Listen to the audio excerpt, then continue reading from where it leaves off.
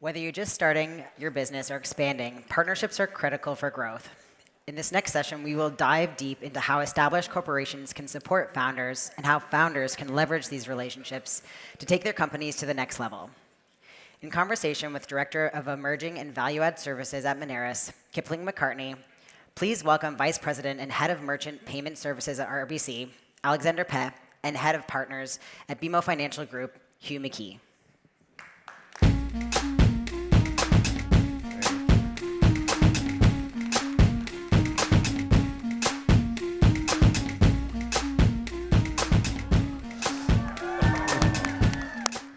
Is this the cheering crowd? Yeah. I feel like we're prepping to be backup dancers for the Taylor Swift concerts. It's all good. Hi, everybody. I'm Kipling McCartney, and I'm the Director of Emerging Solutions and Value-Added Services at Moneris. And every day at Moneris, we're taking the opportunity to think about how we can better support our startup culture in Canada and make them more successful. And none of that really happens without a long-term partnership and long-term drive towards success. I've got a couple of notes here that we're going to drive through, and then we'll get to some questions. So we do understand the role of and importance of partnership, and as Moneris, we do drive, 1 out of every 3 transactions nationwide, and we have over 325 transaction points across Canada. And then we're given an opportunity here because we do partnership with Elevate, and with that partnership, we developed e-commerce North, and that became, told you a lot of notes, an opportunity to drive over 230 startups in Canada through our Accelerator and Innovation program. And we're also currently taking applications for our Holiday Challenge to win $1,500 for that program. But the real important people here today are Alex and Hugh. So I'm going to give them an opportunity to talk. They're great partners of Moneris, and we're really happy to be on stage with them today. Cool. Alex. Thanks, Kip. Appreciate it. As mentioned, Alex Peh, have the pleasure of looking after merchant payment services at RBC. My team's mandate, and I would say real passion, is helping Canadian businesses get paid, and we do that in partnership with Moneris. I was talking to someone before I came in this event. I have spent my entire life and career working with 2 crazy parent entrepreneurs. I spent the first 10 years of my career working for tech startups in Australia, Asia, and Europe. And it wasn't actually until I joined eBay and PayPal that I worked for a company that had more than 30 people. And so that was a wild ride. And I think one of the great privileges of working for a company like RBC is getting to support an ecosystem like this. Great. Hugh? Yeah, Hugh McKee, by the way, if you're playing bingo, I would select partnerships because we're going to use this term a lot today. But so I run a thing called BMO Partners, which is the part of BMO that focuses on the work we do with fintechs, with big tech and industry consortia. And part of the relationships that I manage are our North American acquiring business, of course, in Canada and the United States, so with Moneris and with a partner in the United States. Great. Well, you've met the panel. Let's get into some questions. Alex, it's not every day that we see 2 of Canada's biggest banks on the same panel. Why do Canadian banks want to support Canadian startups? Maybe for the non-bankers in the room, and I would just say Elevate's a real entrepreneurial tech. Like, you don't see banks typically sitting on the stage like smiling at each other. You tend to see us, at galas and things like that, or you see us when we have to go to Ottawa to talk to the government. But I would just say, we're really excited to be here with BMO. Look, I hope it's fairly obvious. As 2 very large, iconic Canadian companies, I think it's a great privilege to support this ecosystem. I also think there's a great responsibility, and certainly at Royal, we have that responsibility to champion, Canadian entrepreneurs, all industries, coast to coast. And we got a really rich history that I'm very proud of, whether if you look at historical programs like RBC Future Makers or RBC Launch.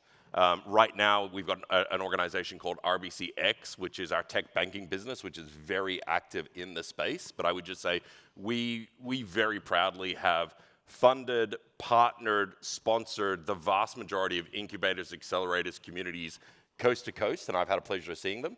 And it's something that I think it's part of RBC's, it's kind of like privilege to do it. Yeah. Any comments, Hugh? Yeah, I think it's like Alex touched on it. Like, I think at the foundation, it's the importance of business in Canada, and in particular, small business and startups. Like, that is the economic driver of the growth in the Canadian economy. A huge part of Canadian competitiveness that we're seeing is the decline in productivity over time. And I think if you think about the role of small business and in particular startups, like you look at this room and the festival more broadly, the idea that that group of people is going to start to help solve some of that productivity competitive issue with innovation is a great example. And then again, as Alex said, like the other part of it for a corporation, including banks, is startups are a core part of our strategy. Like my team runs the largest women in fintech accelerator in North America. It's based out of Chicago. And we work with women entrepreneurs and women fintech founders to bring in capabilities that we need within the bank. And so whether that's in cybersecurity capabilities or how do you apply AI to compliance, like those kinds of capabilities. So it's a core part of how we execute our strategy. Yeah. No, and those are great points. I think at Moneris, we look at our startup community as an opportunity to really see what's new, what's fresh, take a new lens on some of the challenges that we've had for years, and is there a new way to solve it, and have a lot of fun working with those people to bring that forward. Hugh, second question. For entrepreneurs, every day is unique. The challenges they face change from day to day. To build trust and truly support, what do corporates do to better understand their clients, and why is it important for startups and larger organizations to partner? Oh, it's a long question, eh? Yeah, I think that's in the last bit. I think that it's funny because I think what people probably expect is we're out there doing these like massive surveys every week, and I think the answer is much simpler, which is you have to listen to your clients. And the advantage of whether it's Moneris or RBC or BMO, there's people out there talking to clients every single day, and that's where you're actually getting the traction. You're talking to startups, you're talking to new businesses around what are the frustrations, what are the needs, how can we better help you run your business. So I think that that's really where the valuable insight comes from. And then based on that, like the perspective of why partnerships is the ability for each partner to bring their capabilities to bear against a problem, right? So if we take the banks and Moneris as an example, how do you bring together things like banking capabilities and accounting integration and digital capabilities, all of those things with world-leading payment acceptance? And so when we all bring our capabilities together, that sort of helps accelerate what we can do for our clients and meet those needs. Alex, anything you want Can I to just add? quickly pause, team? For those of you who don't know, Kip actually is coming in at the last minute. And so Kip, I think, found out That was sometime Today? last night. last morning. night that he was going to do this. So can we just get a round of applause for like anybody who's had the, depending on how sadistic you are, privilege or pain of having to do this, like we've had the chance to be talking about this for many, many weeks. And so, I just want to say, like, Kip, really appreciate you stepping in like at the last minute. So like, again, shout out to Kip. Yeah.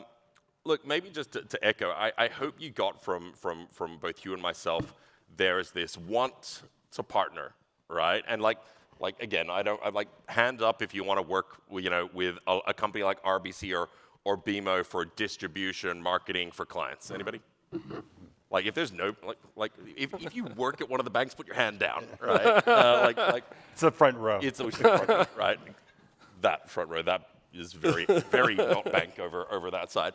But I'd just say this, you heard this kind of like want to do it, but there's also a real need to do it. Surprise, surprise, you're a 100,000 person organization. You do not have the ability to pivot on a dime. You don't have the ability to, and this is something I really struggle with even in the 7 years I've been at the bank. It's amazing how you, for all the right reasons, regulatory, strategic, etc., your vision changes. And I will just tell you very transparently, I would say the way I thought about problems when I worked at startups or when I worked at PayPal versus the way I think about problems now working at a multinational, fully diversified financial institution, that's a mouthful, is very different. And so we want to work with startups. We also need to work with startups and entrepreneurs. Unconstrained vision and view, tackling problems that our clients and customers care about. The ability to be like nimble and agile, and I get they're just buzzwords throwing around, but when you're a 100,000 person organization, you do not have the ability, like I said before, to pivot. So I do think that there's this real need, and certainly at Royal, just a couple of examples, we had an organization called RBC Ventures, which was a little bit of a precursor or predecessor to RBCX. And we wanted to evolve our thinking in certain segments like healthcare, right? As a bank, and I'm sure the Bank of Montreal is the same, we go out and we bank doctors and we provide wealth management, we do all those types of things. But RBC Ventures really want to evolve their thinking around how we could support this ecosystem. And so they identified and partnered with a West Coast startup called Dr. Bill. And Dr. Bill were these really smart guys and girls who were tackling the problem of how doctors get paid. Like very naively, honestly, I had no idea how getting paid by the government as a doctor or a medical professional is incredibly complex. And so by partnering with Dr. Bill, and then we actually acquired them, that was one way that we, one, I would say, tackled that problem very differently. Two, quite frankly, tackled that problem significantly faster and more efficiently. Yeah. I think I liken the likes of BMO and RBC and Moneris to cruise ships. We are going in a direction, we have momentum, we know that we can service a lot of people and bring them value. But if we need to pivot quickly, we need that tender, we need that speedboat to bring in new resources and new thoughts. It's a really great opportunity to bring that with us and go forward. And we're going to get past the environmental impact of cruise ships and move on. I was about to say, very safe, non-Titanic-esque cruise ship. Yes, We're just going to move right past that. Right? I will be known for my care about our metaphors. communities, all that. Like we're good with a good cruise ship. But it is a great point, because I think that perspective of when you think about any large corporation, bank or not, the variety of problems that are out there, the capabilities you would need to be able to innovate across every front is impossible, right? Yeah. Like we redid our mortgage system, and the perspective was we'd actually, for us to develop all the front end capabilities for sales and for customers doesn't make sense. Why don't we use a partner for that? And yes, they plug into an old back end system. So you're right, Pat. That's a great lead into, two banks that are competitors. How do you find a way to work as partners, and how do you maintain that positive partnership towards success? I'm going to throw that up to both of you because that's a fun one. So, Alex, you want to start? Do you want to play your card first, Hugh? Or Yeah, geez. So I will start. If you say you like me, I'll say I like you too. Alex, I do love him. We were joking the other day that we feel like we spend more time together than we do with some of our colleagues. So the first thing I would say is sort of a partnership is just like any other relationship. There's an element of like what the foundation is built on is long-term strategic and cultural alignment. You really, and this is more generic, I think, than just sort of RBC BMO, but in general, you need that for an effective partnership. That is what's going to give you the foundation to sort of ride out issues that are inevitably going to come up, right? And if you've got that long-term perspective, if you are aligned around that, it really helps settle the waters a bit. So that'd be sort of a core part of it as I think about this kind of relationship. Yeah, look, and you kind of touched on it earlier around some kind of central themes like partnership alignment's another. As mentioned earlier, right, we, the Bank of Montreal, the Royal Bank of Canada, we service hundreds of thousands of Canadian businesses through our partnership with Moneris, and we're very, very proud of that. But as you might imagine, Hugh and I are smiling and giving each other like I was going to say like loving looks, and I was just like maybe not loving looks. But we're going to finish this event. We're gonna say hi to some people we know. We're going to leave. We're going to go back to our ivory towers per se, and we're going to go back and we're going to compete. Yeah. Right. We compete on so many different fronts. So I would just say, as I think about this, there's three things. I think there's one, which you touched on earlier here, which is really around alignment. There's two, which is really around metrics, and then three, which is, to me, around connectivity or connections. And so I can't stress enough how much and how strong alignment the Bank of Montreal and RBC have from a senior executive leadership right down to our kind of like frontline teams on our passion, our commitment of servicing Canadian businesses in partnership with Moneris. So that's number one. When I talk about metrics, and I'm like, I keep looking at the front row here because it's like my team. So it's like I've got my own cheer squad. And so they're going to tell me I did a good job. The rest of you can be a little bit more critical. But I would say the next one's really around kind of metrics. Yeah. And I can't stress enough how important it is as you think about partnerships, whether it's with people in this room, whether it's with large organizations like RBC or BMO or Moneris, the importance of getting very clear on what success look like. And I'll be as guilty as anybody. I'll be like, oh man, success is us being better, right? And everyone's like, woo, go Alex. And then my team are like, what the hell does that mean? And so I would say, as much as we do that, we have like, as a bank, we have an infinite number of KPIs, metrics, et cetera, that determine what success looks like today, this week, next month, next quarter, next year, the next 5 years out. Sometimes I feel like we're planning strategies where I wouldn't even be alive, right? Exactly. So I think that next one's really around metrics, and then the third one's around connection. Yeah. Like we, all joking aside, I spend a huge amount of time with BMO, and Hugh does with RBC. We have frequent and regular connections that I think, one, maintain that very strong alignment, but two, allow us to iterate and evolve. Yeah. And this is a 20-plus year partnership that we've had, and we're certainly hoping for another 20-plus years on top of it. So there has been, for lack of better terms, smaller iterations and then massive evolution over that time. So just coming back, as you think about these things, I just think it's like, how do you find that alignment? How do you just get really candid around what success looks like?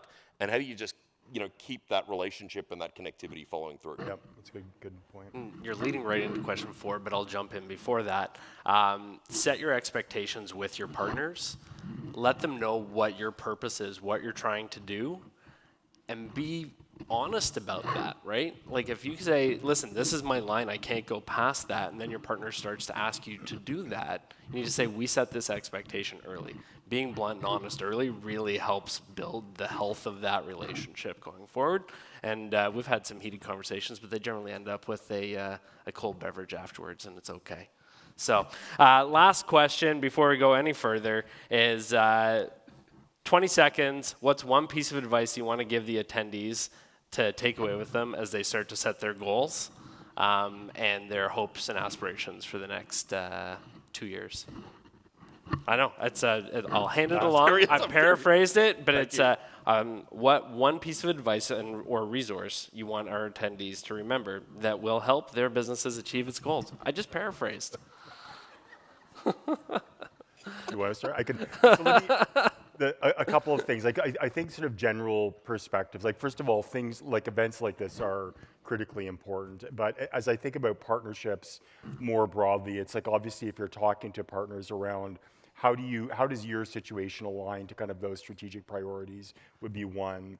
I think the second one, particularly for startups that are thinking about working with enterprise organizations, you have to be what I would call enterprise ready. That varies by the type of industry, but in banking, as an example, privacy, information security are sort of minimum bars that have to be met. And then the third one, kind of like as a sales thing, is make sure you charge for what you're doing. Like this is not a freebie. You shouldn't be giving it away. It's a long sales cycle. The stuff you're doing is valuable. Make sure you're getting paid for that. Yeah. I'm not sure if I answered the question. No, you did. I know. I ruined it. It's fine. Let's move on. Alex? We'll do a post-mortem on this case. Yeah, right? absolutely. Maybe just a couple things. One, I'll just start. Can I just ask, like, show of hands, who's an entrepreneur in here? Right? Like, unsurprised. Like, this is a great entrepreneurial event. Just one thing I could start. I speak to so many entrepreneurs at RBC, outside of RBC, et cetera, like that. And there's this sense of, I can only call myself an entrepreneur if I've raised X amount of funds or I've exited, et cetera, like that. That's absolute BS. First and foremost, and like I said, with 2 parents, I've never done it. Transparently, I've never launched my own business, however big, small, et cetera, like that. Every one of you who've done that already, one, shout out to you, but 2, it's courageous. And so you don't have to exit to be a successful entrepreneur. Every one of you are entrepreneurs.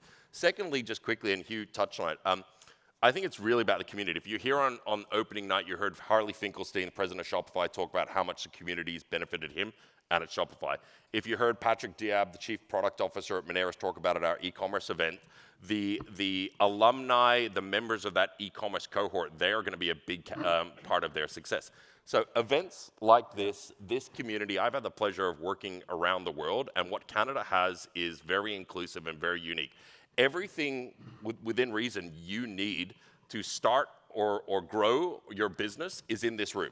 Access to capital, access to distribution, access to customers, access to advisors, access to talent. So just quickly, meet, network, ask questions, ask favors, and just be bold.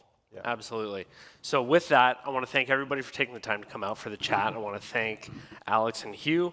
I want to thank Elevate. And then I want to remind everybody we're going to be across the street having coffee right after this. And my CEO, James Hicks, CEO of Moneris, is going to be on the main stage at 1:45 p.m. today. So please take an opportunity to listen to his conversation on the evolution of fintech. And thanks, everybody. Really appreciate it. Well done.